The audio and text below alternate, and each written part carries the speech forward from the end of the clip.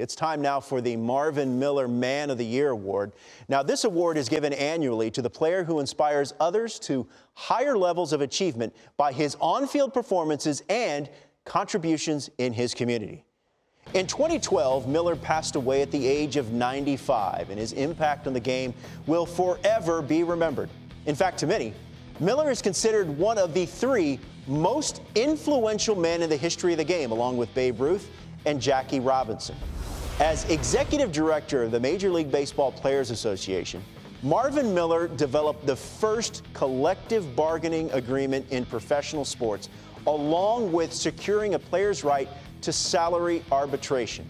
Players can thank Miller for the bargaining power that has led to today's lucrative contracts. What does Marvin Miller mean to former players, current players as well? He was a pioneer, and I think he paved the way. I know that players now are making a lot of money, right? But thanks to Marvin Miller, free agency, Curt Flood, salary arbitration, where there was a time in baseball where the owners, I guess you, in a sense, kind of owned a player, and salaries kind of dictated, and they could control the amount of money that's made. Listen, right now, the revenues are great in the sport of baseball right now, and thanks to Marvin Miller and executives that have passed Marvin Miller, it opened up a whole new thing where players had the ability to make money, their earning potential, and they have a lot of guys to thank. Curt Flood for free agency, yes, for doing, having the guts to go ahead and go through that. But it all started with Marvin Miller. Yeah, definitely a huge impact on today's game. Well, last year's winner of the Marvin Miller Man of the Year Award was Curtis Granderson. It was the second time he won it. John Smoltz, Jim Thome, and Michael Young also won the award twice. Let's check out the finalists for this year's Marvin Miller Man of the Year. Buster Posey. Another player who's made giving back a priority is the Giants' Buster Posey.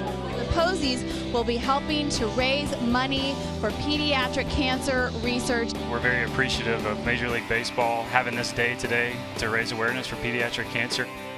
Thank you, Buster, for all that you're doing. Anthony Rizzo. You hear about his leadership abilities and qualities in the clubhouse and how giving of his time he is and how helpful he is. Started the Hope 44 program that is really going to help out giving funds to families. It's pretty amazing, and the Cubs are certainly glad to have him as one of their team leaders. David Robertson. He has a foundation with his wife, Erin, High Socks for Hope. David and Erin have done great work in Oklahoma and in Alabama as well. Good for them. They're going to need some help putting their lives back together, and that's where High Socks for Hope steps in, and we're going to try to help out as many families as we can. Dan will join Heidi to talk with the winner. Now, will it be Buster Posey, Anthony Rizzo, or David Robertson? They all do such wonderful, worthwhile charity work. The 2017 Marvin Miller Man of the Year Award goes to Anthony Rizzo of the Chicago Cubs. As part of his philanthropic efforts, Rizzo donated $3.5 million to Lurie Children's Cancer Center as a gift from the Anthony Rizzo Family Foundation. The 18th floor's waiting room is named in his honor. Heidi and Dan, take it away.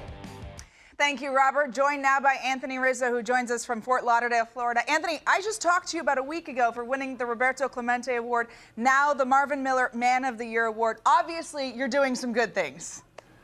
It's amazing. This is another amazing award to win, especially, it's voted on by your peers, and it means so much, to be recognized for things like this. But just to be associated with Marvin Miller is something that's incredible for what he's done for this game of baseball.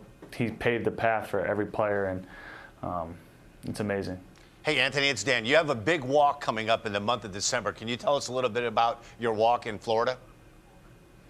Yeah, so it's December 3rd. It's, I believe, our 5th annual walk-off for cancer. It's at Pine Trails Park in my hometown of Parkland, and we're really excited about it. All the benefits go to the UM Sylvester Center down here in Joe DiMaggio's Children's Hospital, and it's another amazing event. The foundation has really taken off over the last 3 to 5 years, and there's so many people that come along and help along the way, but we're forever grateful for all the donors and everyone that comes to these events that we continue throwing. And I mean, it benefits kids with cancer, and it goes directly to families, so it's really for a good cause. I know you invite a lot of the kids to come out to Cubs games too, and you really impact their lives by visiting them in the hospitals and everything. Is there anyone that you met this year that really stood out to you, that really touched your heart?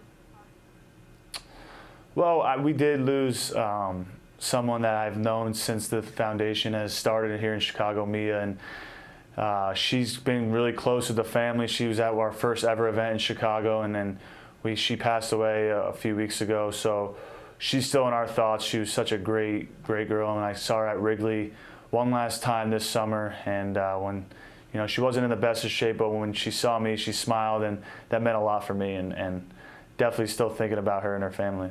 Anthony, you've done some amazing things on the field, but a Clemente Award and a Marvin Miller Award in the same year has to be pretty special for you.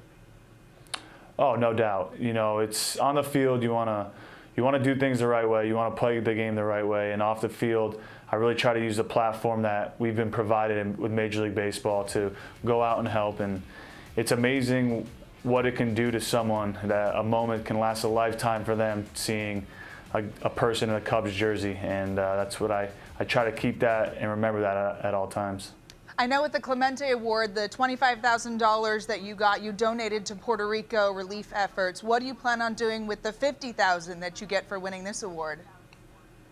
This will go to the Anthony Rizzo Family Foundation, probably go towards the walk and go directly down here to the University of Miami Sylvester Center, where I got my treatment, and the Joe DiMaggio's Children's Hospital down here. It's an amazing hospital down here, and the money will be put to good use, and it'll be put to use right away.